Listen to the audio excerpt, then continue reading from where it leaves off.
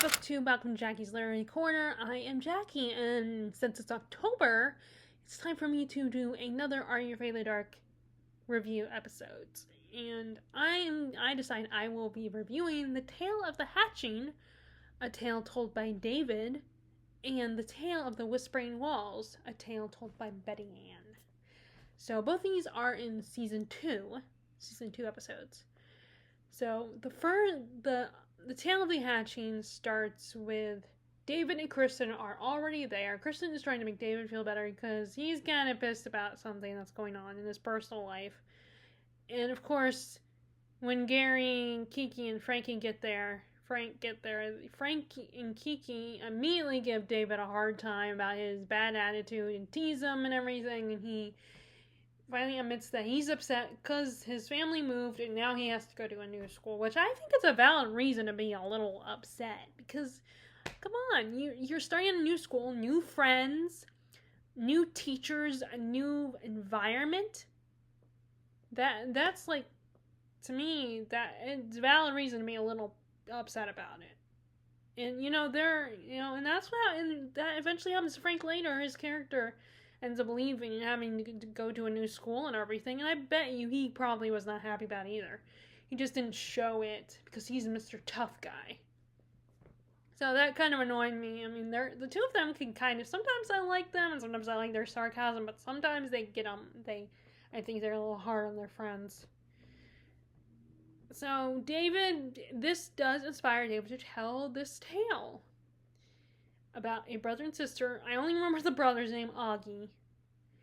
Their parents, I believe, are scientists, if I remember correctly, and they were leaving to go to another country or another continent or somewhere, and they decide to uproot their kids and send them to this boarding school for 6 months, which I don't understand that logic. I mean, the only people, maybe divorced parents would do that, like if they're, have their kids would spend half the year with the dad and half the year with the mom. I mean, I don't know, maybe not, but I don't understand that because like I said, you're starting over at a whole new school, and your kids are only there for half a year, and then that would be kind of confusing with the homework and stuff. Like, would you have 2 sets of homework from the one school and homework from the other school? I think that doesn't make, the whole 6 months a year thing doesn't make any sense. But anyway, so like, of course the daughter is kind of upset about this and is like, she's immediately I'm gonna make a break for it. And Augie, tells her, no, we're stuck here, we may as well make the best of our situation because mom and dad are not gonna change their mind. And so she reluctantly is like, okay. And I like that occasionally there's some stories, like some of these short stories have siblings that actually kind of get along, or like they might fight a little bit, they might bicker a little bit, but most of the time they get along. Like I mean, I understand realistically that siblings fight, siblings bicker. I mean, I could probably be I could be a brat to my older sister, so. And she could sometimes tease me and pick on me, and not in a mean way, but just in like teasing, But it's nice to see siblings that get along every once in a while in an episode.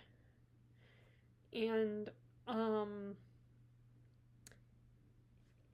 so they notice right away, as soon as they arrive at the school, they notice that there's something weird. They already notice some weird things about the school.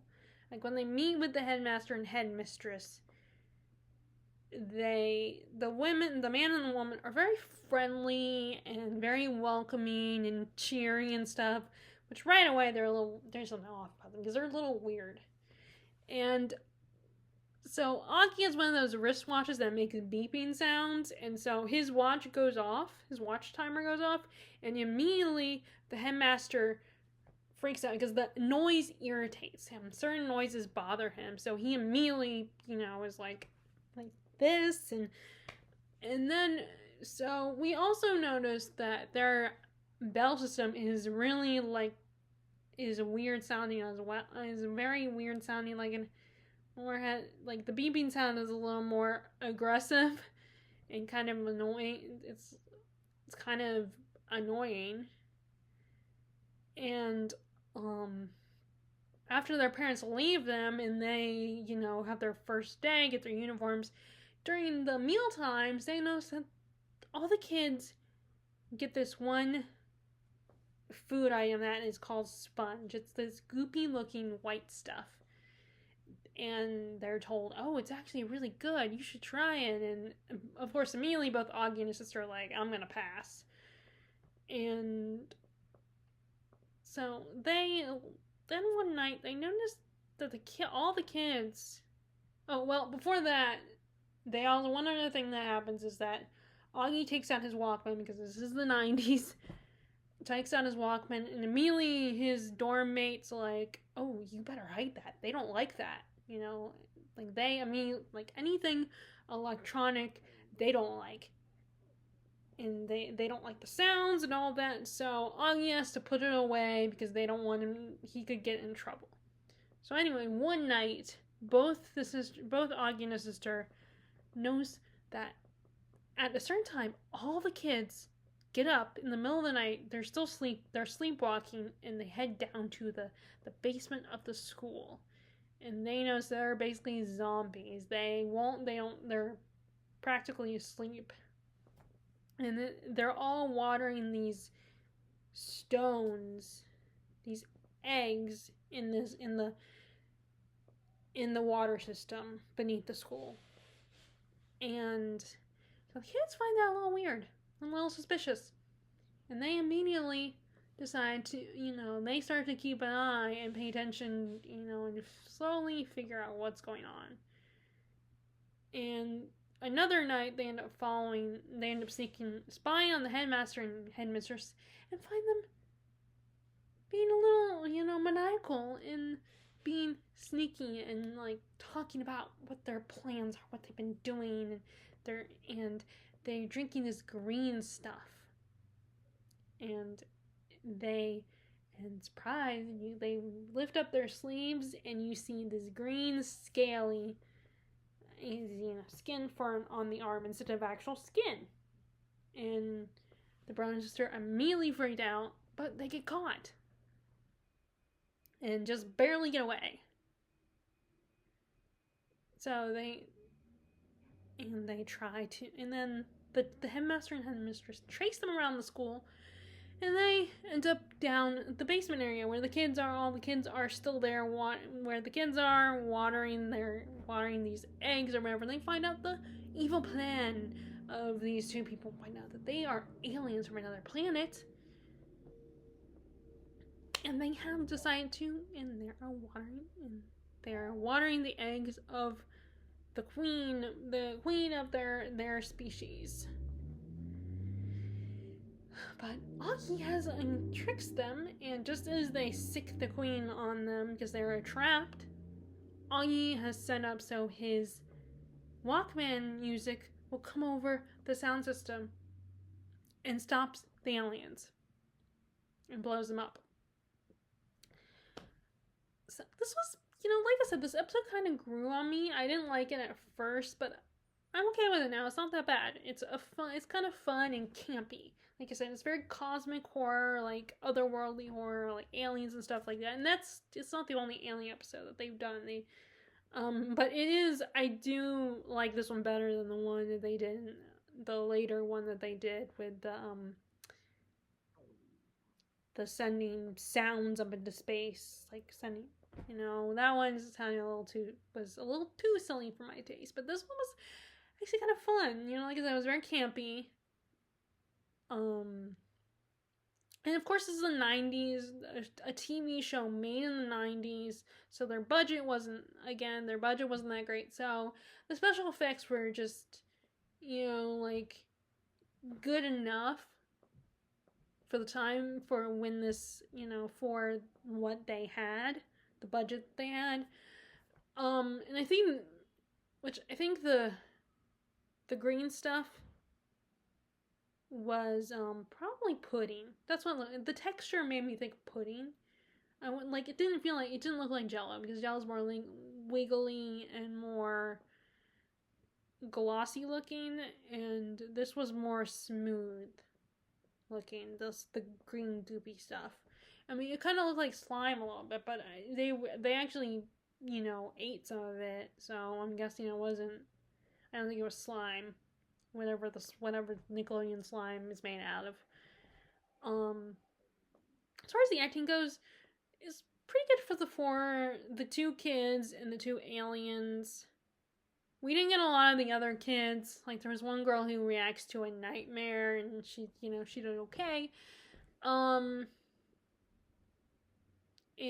as far as the kids, the two main kids, like, the one girl definitely had that bad attitude, 90s, punk type persona going, like, bad attitude, and she did a pretty good job. Like, she definitely got the vibe. I like the she was really good at the expressions that she would give her brother when she thought he's being dumb or something like that. I thought that was really funny. Her reactions, like, she wouldn't even say anything, you just kind of look at him and be like, oh, okay. And of course the brother was kind of like, he was the nerdy kid, the very smart, and kind of had a little bit of an arrogance about him, but not to the point of, like, not necessarily annoying. At least I didn't think he was annoying. He was still likable. And, we see how smart he is, and that comes in handy later, how his intelligence. Which I think, with when it comes to, like, sci-fi and cosmic stories, there's usually that one member of the group that's actually really smart that they include in the group of characters, because of course they need, in sci-fi I feel like they're gonna need someone who is really smart. As far as the bad guys, the antagonists, the headmaster and the headmistress, I don't remember their names either. They were fun, they were a little over the top, but in a good way. Like, I feel in just that kind of, like, maniacal, like, sinister, like, we're gonna wipe out the human race kind of way, and they were fun. I mean, it makes sense that they were hamming it up and being campy and over the top, because it fit the scenario that the kids were in, the scenario and the plot. Their personalities really, like, it made sense.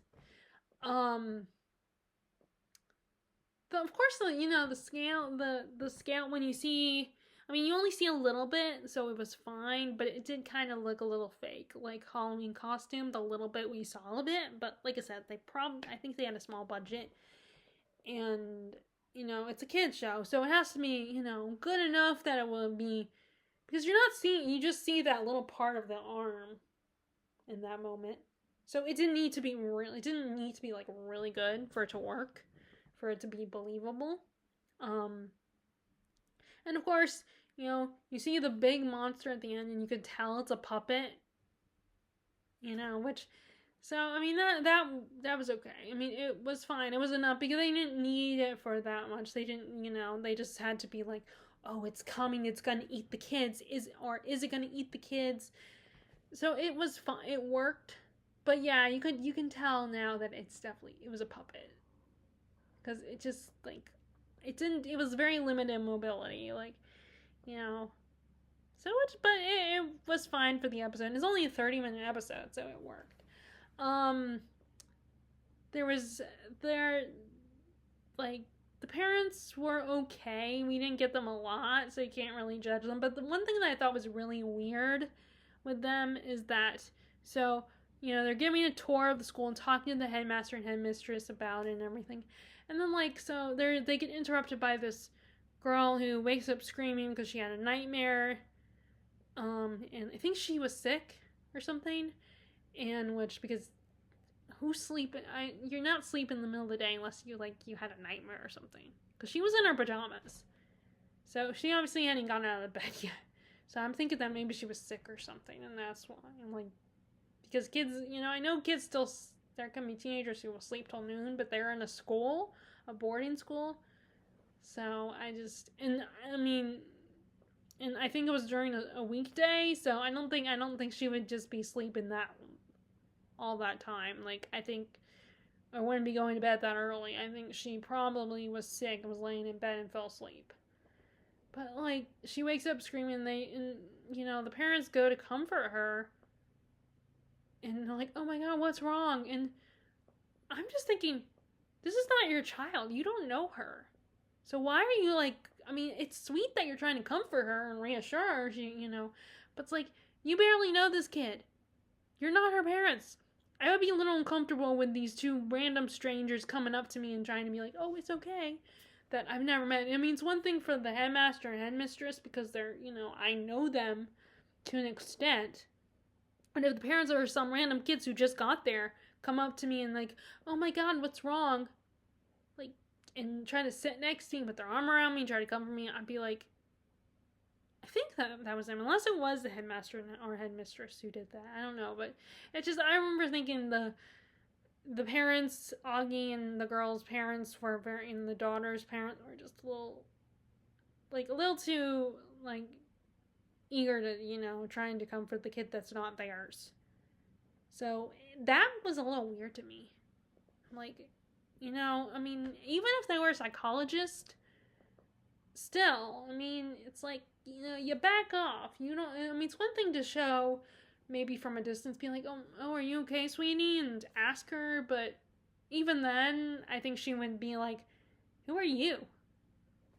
I mean, granted, this girl is probably 12 or 13, but still.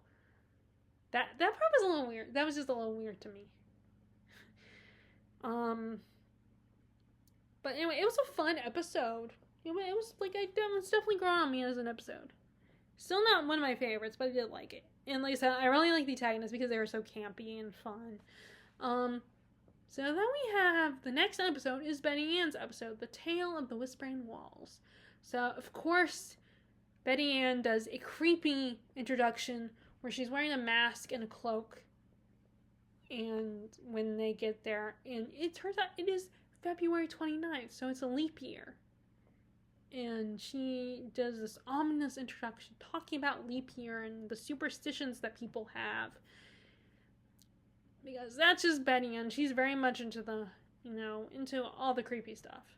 But you always gotta have a kid like that. And so she tells her tale. And you have these two, again, we have siblings. I should have looked up their names. A brother and a sister. I think they're a little bit younger than Augie and the other. They're a little younger than the siblings in the Tale of the Hatching.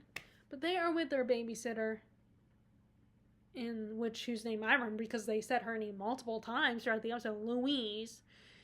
She just took them to Playland. And they're coming home and talking about how cool it was, how much fun, their favorite parts of the park, and they kind of get lost on the highway, and they end up coming across an old, like, tavern type, bar type place, and they run in there to try to talk to someone, find out how to get back onto the right road and everything. And the only person there's this weird dude, weird dude in this uniform, and he's very pale, and he's just really weird, but he gives them the directions, and immediately they find themselves at this empty house, and their car all of a sudden stalls at this house. So, because of course it's a house, they decide, oh, maybe someone's in there, and someone lives there, let's go. And Louise decides to go in. Well, she's gone for quite a while. And the siblings get a little nervous, and they decide to sneak in to find Louise, and she's not in. The house, of course, is really creepy, it's very dark. The only little bit of light is the sun, the sun shining through the windows. But it's all boarded up. Nothing it looks like no one's lived there, so they freak out, and they are forced, and because the car doesn't start, they are forced to head back to that bar. because they can't drive. They're too young to be able to drive, and their babysitter, they can't find her, so they are panicking. It turns out the bar isn't empty anymore. There are several weird people dressed in period costumes and period outfits. Like, you have a couple from, looks like they're from the 1920s, dancing. You have this young man, looks like he's from the 50s, that's, looks like he's kind of drunk, wants to, just wants to party and hang out, like 40s or 50s. And then you have this salesman who's trying to sell a watch, who looks like he's probably from the 60s, and then this woman from the 1800s who thinks the girl looks like her daughter Jane. And they're trying to ask these people questions, but they're not giving them any answers. They either look at them like they're weird, or are like, just saying weird stuff. They are not acting normal. They will not answer them straight. And they even asked them about the house that they were just at, and it turns out it's Mr. Raymond's house. And not only is that, but they also mentioned that today, they put emphasis on on today, the February 29th, that there's something about the 29th of February for them. And so the kids have to go back. So the kids go back to the house because these people are not answering them. And it turns out, though, and just before they leave, they are like, oh wait, maybe we can see if they have a phone or something. And they get in there, and the people are gone again. The people are missing. No one's there. So they freak out, and they head back to that house to see if they could find Louise. And they end up hearing her calling to them, saying she needs help. Calling to them, and they go through the house. They end up getting separated. And and each of them tries to look through the house to see if they can find Louise. And the girl ends up finding a secret room with a bunch of, food, a nice table. I'm thinking, oh, Louise has set up a tea party, which I don't know why they would even think that. Why they would think there'd be food there. Because the house, barely anyone has lived there. It's empty. It's all boarded up. I don't know why they expected it, but I guess maybe the girl was thinking, oh, maybe I'll just come with there's just a rational explanation, because she refuses to believe that there might be ghosts there or something. And her brother does find her, and they're thinking Louise is playing a prank on them, and it turns out there's a bunch of gross stuff in the food. The food is raw. Just as they're about to eat the food, it's rotting. So they get out of there immediately, out of that room, and and they do end up finding Louise in this other secret room, and she's sitting on a rocking chair, and she's like, oh, I'm fine, I'm okay, I just look what I found, and it looks like she's holding a baby. And they immediately open to see, and it turns out she's holding a bunch of snakes. And her voice changes to the voice of a man. And they freak out and run away. And they get caught, and they find that Master Raymond, they have come face to face with the Master Raymond that they met earlier. And he intends to hold Louise and the boy and the girl hostage. He will let the boy go. But he wants to keep the girl and their babysitter. And so it turns out that our boy tries to escape, but he can't, and he tries to fight back Master Raymond and begs him to let Louise and his sister go, but Master Raymond, and he does find out that air can scare the ghost away. And then just as he's trying, and what ends up happening is that one of the women in the old-timey dress, 1800s dress, shows up and is able to helps them escape. And they are able to get out of there. And they are able to get out there. But of course, someone else shows up as well. But of course, just as they are leaving, this man shows up, has the same thing happen to him where his car won't start. And they say, and Betty Ann ends the tale with saying that the house still stands waiting for people to get trapped. So, this was a creepy one. This was kind of creepy. It's a haunted house story. The whole Whispering Walls thing, everything's reference to the ghost that are haunting the house. They're all in pictures. You can see them in pictures. And, this is the only time they can get free and wander around. It's February 29th, leap year. And I really liked Master Raymond. He was kind of fun. He had that creepy eccentricness about him, that unsettling, very weird vibe to him. He didn't, he was just a little off, again, very off-putting, but still kind of fun. He did a good job at making himself seem creepy and weird. Again, I don't have a lot to say about, the Wees and the kids. They were fine. They did a decent job, with their performances. The siblings, of course, in this case, they were bickering siblings, but it wasn't that bad. It was kind of sweet that the sister was telling her brother, I need you, because he has skills that could help them, that might be able to help them in their situation. That was really sweet that he was, she admitted that, she needed his help. So that, of course, it's probably encouraging because she generally needed his help.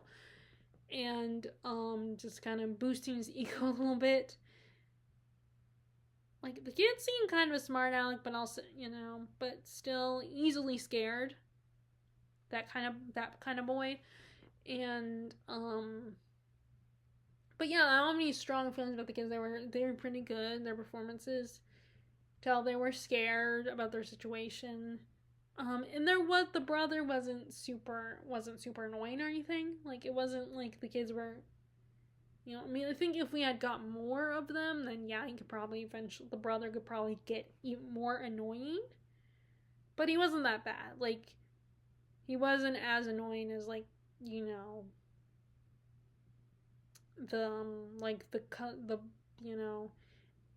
as some of the other characters, some of the other young, characters, like the cousin in the Tale of the Silent Servant, or the brother in the Tale of the Crimson Clown, or the sister in the Tale of the, what was it? Or the Tale of the Dark Music. Or there's a lot of younger siblings that are just annoying. And Bethy in the Tale of the Lonely Ghost. Oh my god, I want to smack that bitch. She was annoying. She just was such a little brat. And what bugs me more is that the parents let them get away with it in these episodes. Which I guess, it helps to make the kids they can't rely on the parents or something, But anyway, so this was kind of a fun episode. I do like some of my favorite episodes are the ghost stories. It wasn't my favorite ghost story episode, but it was still, so a lot of my favorite episodes are Betty Ann's episodes because they're creepy and unsettling, and and they're not always ghost stories. There isn't a person that tells one, just tells ghost stories, or someone who just tells monster stories or anything like that. Or tells, sci-fi stories. They all tell different, but they do all have their own style of storytelling. And except Betty Ann is very much, macabre and grotesque. But yeah, these were fun episodes, Not my favorites, but still pretty good. Now, that is my reviews on The Tale of the Hatching and The Tale of the Whispering Walls. What did you think of those episodes? If you have watched them, I would love to know your thoughts on those episodes. Were they your favorite episodes? Or do you have different favorite episodes? In fact, I'd be curious what your favorite episodes are. So if you like this video, please give it a thumbs up, click subscribe if you haven't, and click the bell icon when to be notified on my latest videos if you're interested in being notified. And I hope you enjoy this video and you are enjoying your reading, and I will talk to you all later. All right, bye.